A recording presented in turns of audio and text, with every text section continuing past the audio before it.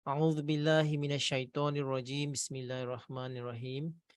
Wa dan la, tidak atau janganlah. Wala dan janganlah. Ta'kulu. Fil mudhari jamak mukhatib. Kamu memakan.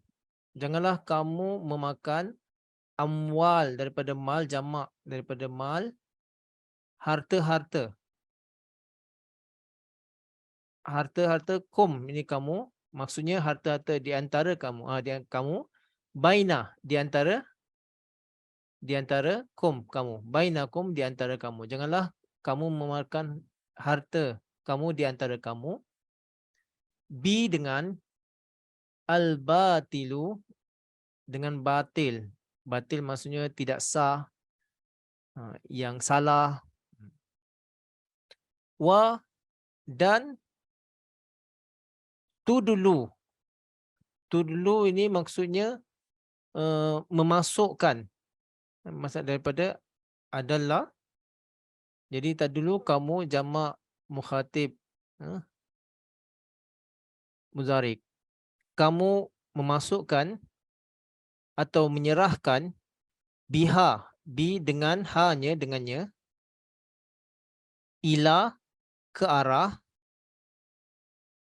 ila, ke arah, al-hukam, ni hakim, jadi hukam, penguasa-penguasa, jamak daripada hakim jadi hukam, penguasa-penguasa, orang-orang pihak berkuasa lah, atau mahkamah-mahkamah. Li, supaya, tak kulu, sama juga seperti di atas ni tadi, tak kulu, kamu memakan, farikan. Farikan ni maknanya kelompok atau sebahagian, sebahagian manusia atau kelompok daripada manusia, min, dari amwal, jadi harta-harta, annas, kalangan manusia. Ini jamak, kalangan manusia. Bi dengan al-ismi, ismi maksudnya dengan dosa, ismi maksudnya dosa. Wah, dan antum, kamu itu, ta'lamun, kamu mengetahuinya. Daripada alama, jadi fi'il mudhari mukhatib jamak.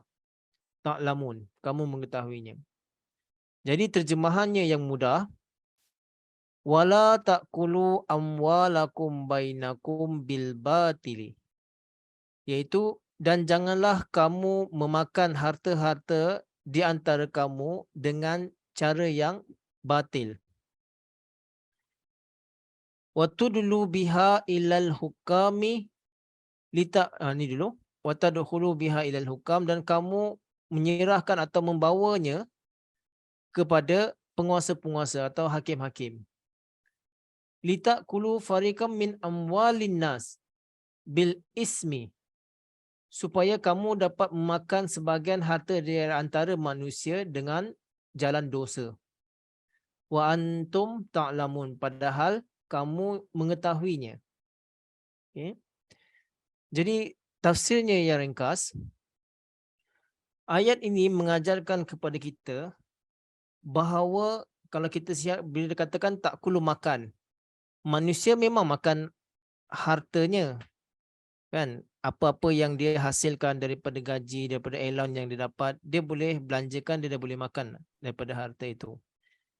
Tapi di sini dikatakan jangan kamu memakan harta di antara kamu dengan batil.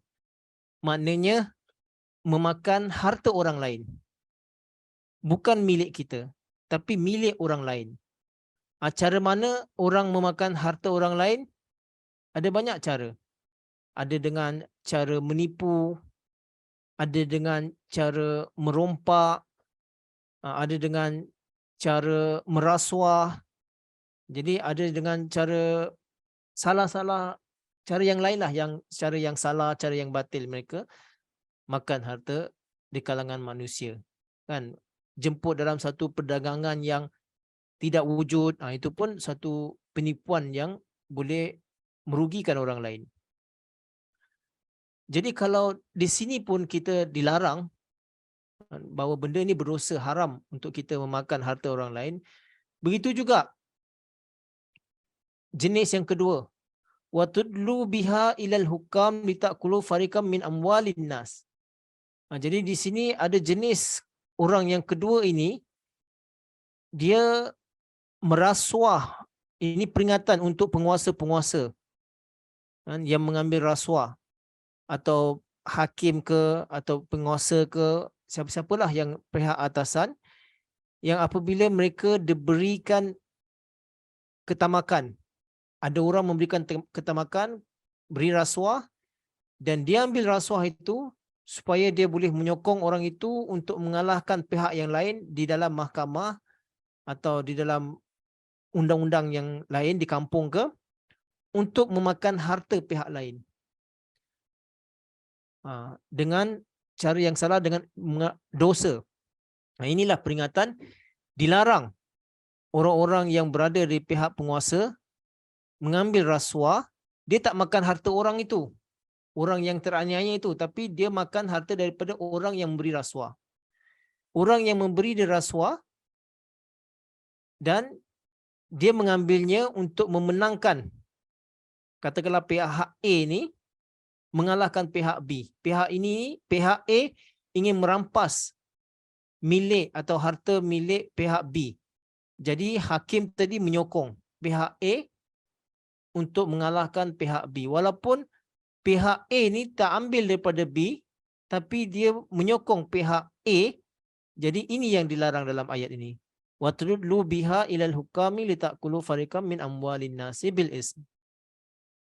Dan boleh banyak lagi sebab, ataupun dia mengambil rasuah kan, untuk menggagalkan atau mengalahkan sesuatu orang yang tidak disukainya, dan itu pun boleh terjadi juga.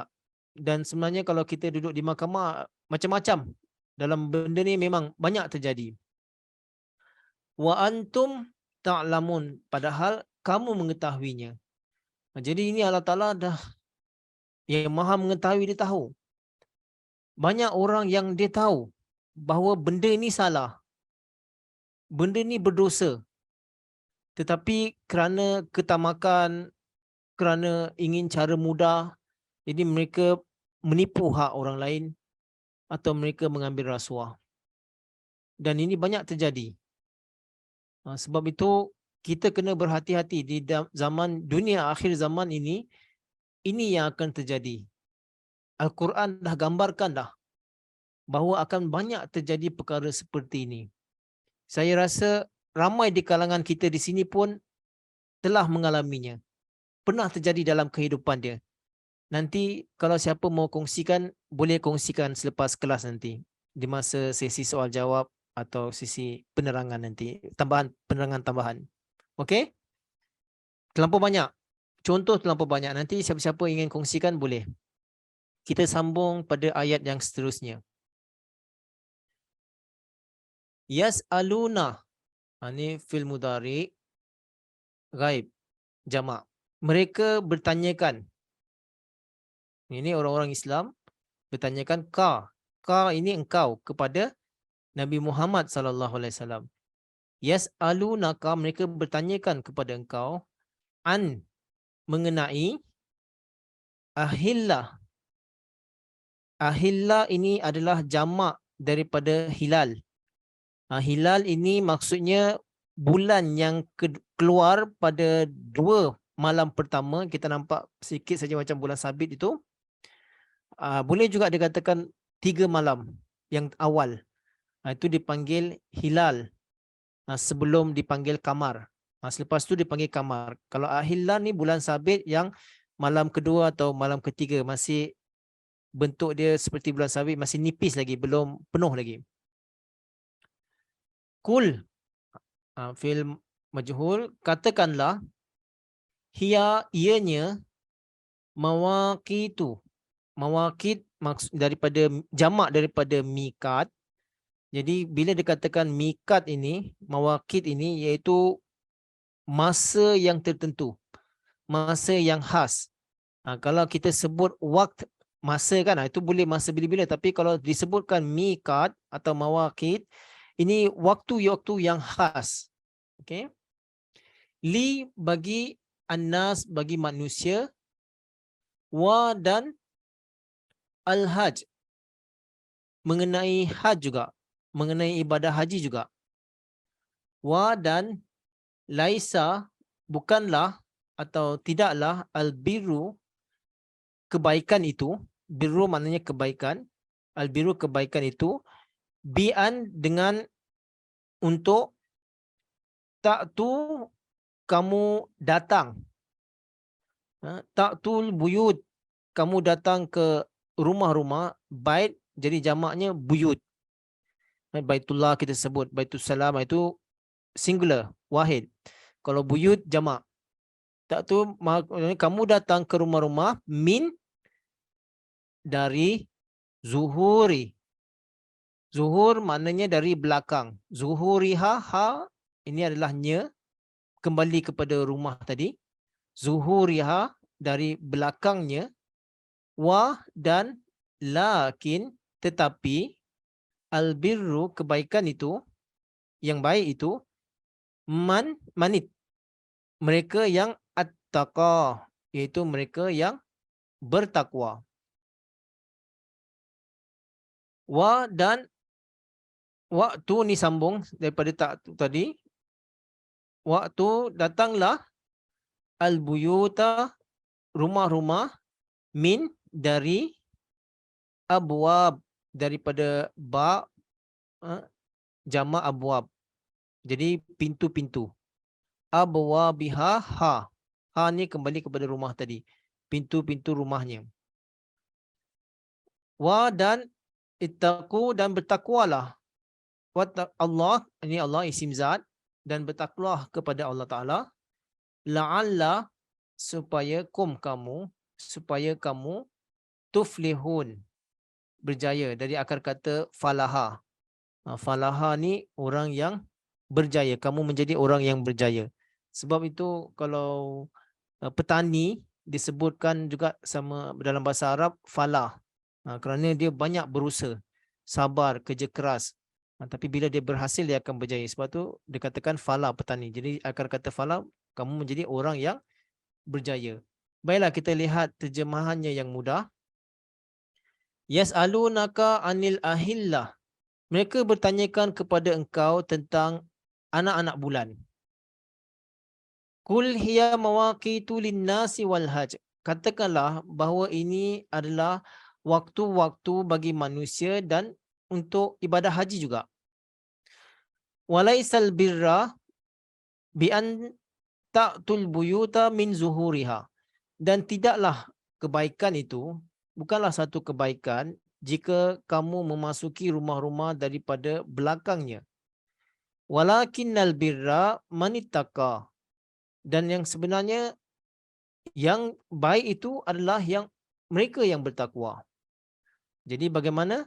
Waqtul buyuta min abwabiha, maka datanglah rumah-rumah itu dengan dari pintu-pintunya. Wattaqullah, dan bertakwalah kepada Allah Ta'ala, la'allakum tuflihun, supaya kamu menjadi orang yang berjaya. Jadi di sini ayat ini menggambarkan daripada ayat-ayat yang sebelumnya kita bicarakan tentang bulan Ramadan. Jadi para sahabat mereka dah rasakan nikmat bagaimananya seronok, gembira, hebatnya bulan Ramadan. Jadi mereka selalu merindukan, selalu dahagakan, selalu mahukan bulan Ramadan itu ada pada mereka setiap masa. Jadi mereka katakan mungkin ada bulan-bulan yang lain pun ada kebaikannya juga sama macam bulan Ramadan. Maka itu mereka bertanyakan yas'alunaka anil ahillah. Mereka bertanyakan tentang bulan-bulan yang lain. Kalau kata bulan Ramadan itu mereka dah tahu memang bagus. Memang boleh memajukan iman kita. Membuatkan kita rasa dekat dengan Allah Subhanahu Wa Taala. Bagaimana bulan-bulan yang lain pula? Boleh tak kita dapat rasakan sama seperti itu? Jadi Rasulullah SAW diajarkan untuk mengajarkan kepada mereka bahawa kul hiya mawaqitu linnasi wal hajj. Bahawa bulan-bulan lain pun dia adalah waktu-waktu yang khas untuk manusia. Jadi di sini maksudnya bahawa dalam Islam kita ada bulan, kita kira mengikut kiraan bulan. Jadi bulan-bulan yang lain pun untuk kita menentukan hari dan bulan. Jadi itu ada hari-harinya baik untuk kita. Maka itu dikatakan disambung sini dengan wal hajj. Dengan bulan ibadah haji. Jadi kita boleh tahu bila akan berlakunya ibadah haji. Jadi mengenai ibadah haji kita lakukan berdasarkan kiraan bulan. Bukan kiraan kamar. Bukan kiraan syams. Kiraan matahari. Kan bulan Januari, Februari itu dari segi matahari. Ini bulan. Jadi dia katakan bahawa untuk ibadah haji ni pun dia mesti ikut kalender anak bulan. Kenapa? Sebab apa? Bila kita ikut kalender anak bulan, jadi bulan Haj ini dia akan berubah. Setiap tahun dia akan berubah. Kadang-kadang dia jatuh bulan Januari, lepas tu kadang-kadang dia jatuh bulan Disember, dia makin turun. Jadi Haj ini boleh terjadi pada setiap bulan mengikut kitaran anak bulan tadi. Dia boleh terjadi bulan Mei, bulan Jun, boleh terjadi setiap bulan itu. Dia tak seperti kiraan matahari. Dia tak sama seperti Januari, Februari, Mac, April, Mei, Jun sebagainya. Tapi dia mengikut kiraan anak bulan. Apa hikmahnya di sini? Hikmahnya di sini supaya untuk orang yang tinggal di dunia ini, yang tinggal di kawasan-kawasan yang bentuk geografinya yang berbeza. Ada yang tinggal di negara sejuk, ada yang tinggal di negara panas. Mungkin orang yang biasa tinggal di negara sejuk, kalau dia pergi Hajj pada bulan Jun atau Julai, itu tak sesuai untuk dia. Mungkin dia tak dapat tahan lama. Sebab negeri ni dia biasa sejuk. Jadi dia boleh tunggu masa yang sesuai bila terjadi musim Hajj itu pada bulan Disember ataupun Januari. Sama juga, kalau orang yang dari Afrika yang biasa panas, mereka tak suka sejuk. Mereka tak kisah kalau pergi bulan 5 ke, bulan 6 ke, bulan 7 ke, bulan 8, mereka tak kisah. Tapi mereka tak suka pergi bulan Januari ataupun Disember. Memang sejuk.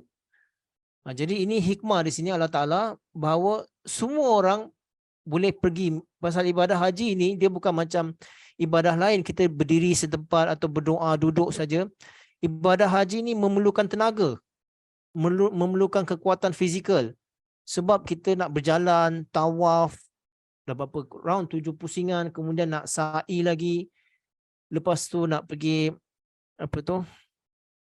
melontar lagi. Itu semua berjalan kaki memerlukan fizikal yang kuat. Kalau kita tak kuat dengan cuaca yang panas, mungkin kita tak tahan. Tetapi ada setengah orang boleh tahan. Jadi mereka sanggup atau tak kisah kalau pergi bulan Januari ke atau bulan Julai. Ada orang tak tahan. Saya sendiri, dulu saya nak pergi haji, saya berdoa supaya saya dapat pergi dalam bulan 10 atau 11. Saya menunggu 8 tahun waktu tu, bila dah daftar dengan tabung haji, saya tak sangka, betul-betul giliran saya tu dapat pada bulan 10. Jadi bulan 10 tu dia tak terlampau panas dan tak terlampau sejuk. Dia di pertengahan saja bulan 10, bulan 11 tu. Jadi Alhamdulillah doa saya dikabulkan. Saya dapat pergi pada bulan 10 pada 2015 dulu. Okey. Itulah hikmahnya di sini. Dan dalam Islam pun kita boleh gunakan dua-dua. Gunakan kalender kamar boleh atau kalender syams boleh. Kalau kita lihat, kalau untuk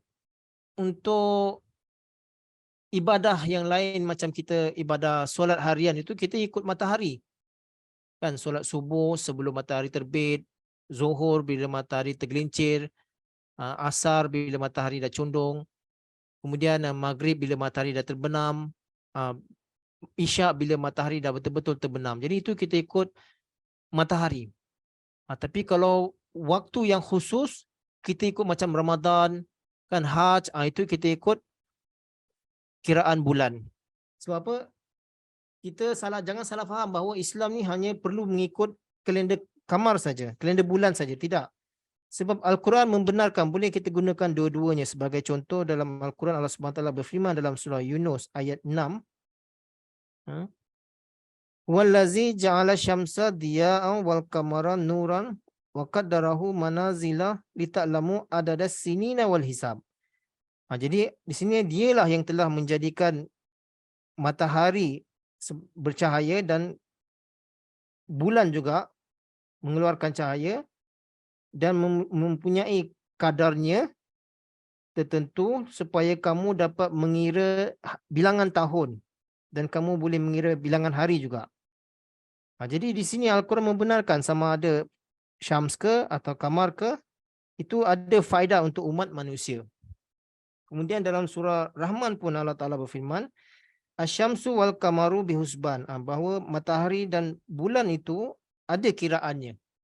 Jadi kita boleh kira, sebab tu maka lahir banyak ahli-ahli falak dalam Islam. Mereka menguasai ilmu falak ini mengenai kiraan bulan, mengenai kiraan matahari. Jadi tak salah di situ. Okey. Kita lanjutkan. Walaisal birru bian ta'tul buyuta min zuhuriha, dan tidaklah satu kebaikan jika kamu mendatangi rumah-rumah, datang ke rumah melalui belakangnya. Walakinal birra man ittaqa, dan yang baik itu adalah orang-orang yang bertakwa. Watul buyuta min abwabiha, dan datanglah daripada pintu-pintunya, pintu hadapan. Jadi ayat ini kalau kita lihat memang ada akhlak. Kita diajarkan supaya kalau kita nak masuk rumah itu melalui pintu-pintu hadapan, bukan pada pintu belakang. Tapi di sini sebenarnya kalau kita ingin lihat ayat ini, dia ada mengandungi pelajaran yang sangat besar.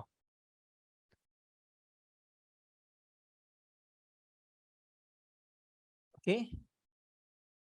Bahawa yang kita bicarakan daripada ayat ini dan ayat-ayat sebelumnya tentang ibadah puasa, kan, tentang haji, tentang ibadah-ibadah lainnya lah yang banyak kita dah belajar sebelum ayat ini. Jadi di sini yang dimaksudkan menurut Hazrat Mirza Bashiruddin Mahmud Ahmad dalam Tafsir Kabir, bahawa yang dimaksudkan di sini adalah kebaikan yang ingin kita lakukan itu mestilah melalui jalurnya yang benar. Jangan kita buat satu tambahan bid'ah yang menyusahkan. Jadi kalau Allah Ta'ala dah ajarkan caranya seperti gini, tapi kita pusing, susah payah melalui jalan belakang, itu tidak sesuai. Sebagai contoh, apabila seorang majikan, sebentar, siapa yang bercakap?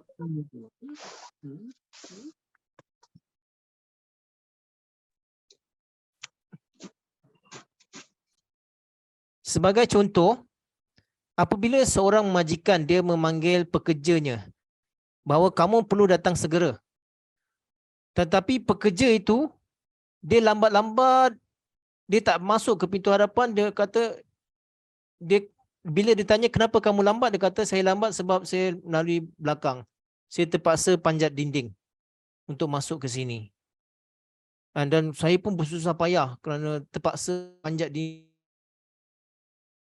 saya. Apakah dengan cara itu boleh menggembirakan majikan tadi? Majikan tu tak gembira. Kecuali kalau dia terus datang ke hadapan, datang berjumpa dengan majikannya, barulah sesuai. Tapi kalau dia melalui pintu belakang atau melalui dinding di belakang, kemudian dengan susah payah, dia lambat, dia mengaku dia susah, dia menderita, cedera, itu tidak bagus. Itu tidak sesuai. Ayat ini yang menggambarkan seperti itu. Jadi kalau kita beribadat, ikut cara yang telah diajarkan. Jangan kita melakukan satu bid'ah yang boleh menyusahkan. Contohnya ada orang-orang Hindu, kan ada orang yang Syiah juga, ada yang mereka katakan mereka pukul diri mereka, mereka seksa diri mereka. Pukul sampai berdarah, sampai luka, sampai lebam. Ada yang bergaduh juga. Tapi mereka katakan mereka tengah buat satu perayaan mengingati Hazrat Hussein. Tapi itu pun tak diajarkan sebenarnya. Tapi mereka lakukan bersusah payah nak menunjukkan mereka betul-betul cinta kepada keluarga Rasulullah sallallahu alaihi wasallam. Ini yang dikatakan maksudkan ayat ini, jangan masuk daripada pintu belakang tapi melalui pintu depan. Jalan yang Allah Taala ajarkan. Dan sebagai contoh lagi, kalau kita dah katakan puasa itu 30 hari dalam bulan Ramadan. Tapi ada orang yang buat tambahan, dia kata saya nak puasa di bulan Syaban, 30 hari di bulan Syaban. Dia puasa 30 hari bulan Syaban, susah payah, orang lain bangun pergi kerja, dia bangun untuk sahur apa semua. Susah payah. Kemudian dia kata dia hebat. Sebenarnya tidak. Allah Ta'ala tidak menyukai seperti itu. Kalau nak puasa yang fardu, lakukan di bulan Ramadan, bukan di bulan lain. Kalau bulan lain, kalau nak puasa nafal atau sunnah, silakan. Jangan tinggalkan bulan Ramadan, dia nak puasa bulan Syaban. Sebagai contoh macam itulah. Jadi kita perlu beribadat sesuai dengan Allah Ta'ala yang telah ajarkan kepada kita. Janganlah kita buat satu tambahan, satu bida'ah. Walaupun kita berusaha, bersusah payah dalamnya, kita tak dapat mendekatkan diri kita kepada Allah Subhanahu Wa Ta'ala.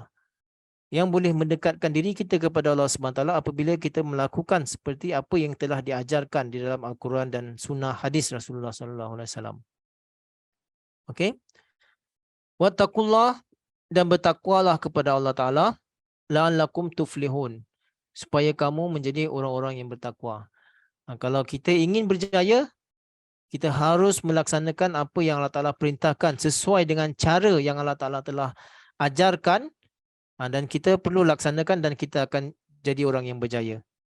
Kalau kita buat tambahan, invent diri dari sendiri, itu kita tak akan berjaya. Sebagai contoh, dalam canda pun lah contohnya.